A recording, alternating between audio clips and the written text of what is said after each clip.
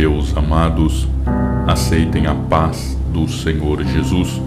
Quem tem o imenso prazer de estar com você é o seu irmão em Cristo, Wellington Timóteo, sempre trazendo uma palavra do coração de Deus para o seu coração.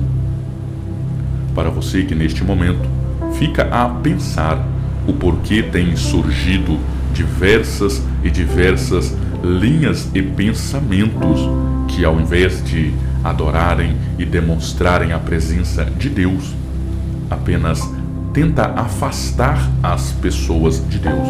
Você já observou que não adoram mais ao Senhor e vão aumentando a cada dia que passa o número de pensadores, conhecedores, sábios que não têm nada de Deus.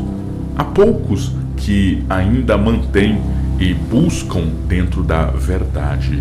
Você está preocupado com isso? Você fica até mesmo indagando se isso terá um fim, como isso irá terminar. Não se preocupe. Pedro, ele trouxe uma palavra que já vinha demonstrando tudo isso, mas com esta palavra ele veio demonstrando qual será o final daqueles que brincam com Deus.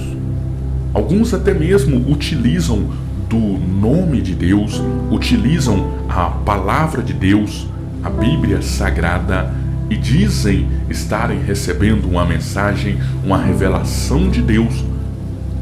Mas no fundo você tem observado que aquela palavra, aquela dita revelação tem apenas tirado pessoas da presença do Senhor, introduzindo conhecimentos, pensamentos, heresias e tantas outras coisas.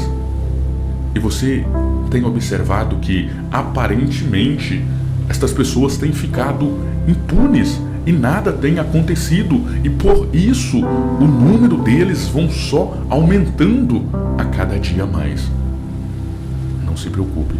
Veja o que Pedro ele irá escrever em sua segunda carta. No capítulo 2, segundo escreveu São Pedro, e também houve entre o povo falsos profetas, como entre vós haverá também falsos doutores que introduzirão encobertamente heresias de perdição e negarão o Senhor que os resgatou, trazendo sobre si mesmos repentina perdição. E muitos seguirão as suas dissoluções, pelos quais será blasfemado o caminho da verdade. E por avareza farão de vós negócio com palavras fingidas, sobre os quais já de largo tempo não será tardia a sentença, e a sua perdição não dormitará. Porque se Deus não perdoou aos anjos que pecaram, mas, havendo-os lançado no inferno, os entregou às cadeias da escuridão, ficando reservados para o juízo. E não perdoou ao mundo antigo, mas guardou a Noé, pregoeiro da justiça, com mais 7 pessoas, ao trazer o dilúvio sobre o mundo dos ímpios. E condenou à subversão as cidades de Sodoma e Gomorra, reduzindo-as a cinza e pondo-as para exemplo aos que vivessem impiamente. E livrou o justo Ló, enfadado da vida dissoluta dos homens abomináveis, porque este justo, habitando entre eles, afligia todos os dias a sua alma justa, pelo que via e ouvia sobre as suas obras injustas. Assim, sabe o Senhor livrar da tentação os piedosos e reservar os injustos para o dia do juízo, para serem castigados.